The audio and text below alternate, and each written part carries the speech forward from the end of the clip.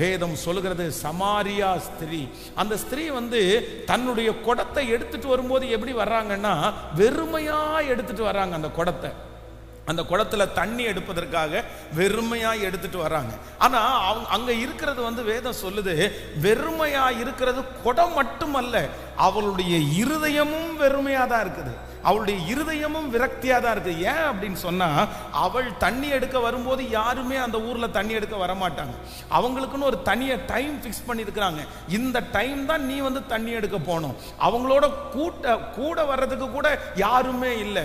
இப்பொழுது வெறுமையா இருக்கிறது, அவருடைய மனசும் வெறுமையா இருக்குது, அந்த குடமும் வெறுமையா இருக்குது.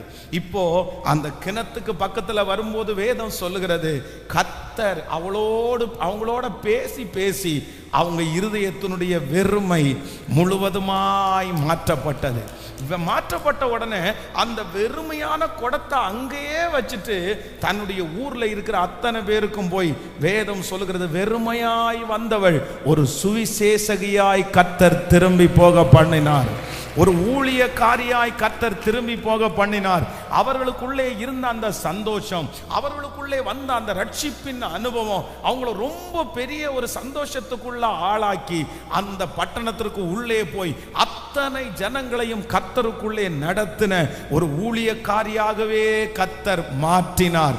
நான் நம்புகிறேன், இன்றைக்கும் கர்த்தர் அப்படித்தான் உங்களை வாக்கு கொடுக்கிறார். உன்னுடைய வெறுமையை நான் மாற்றுவேன், உன்னுடைய வெறுமையை நான் மாற்றுவேன்.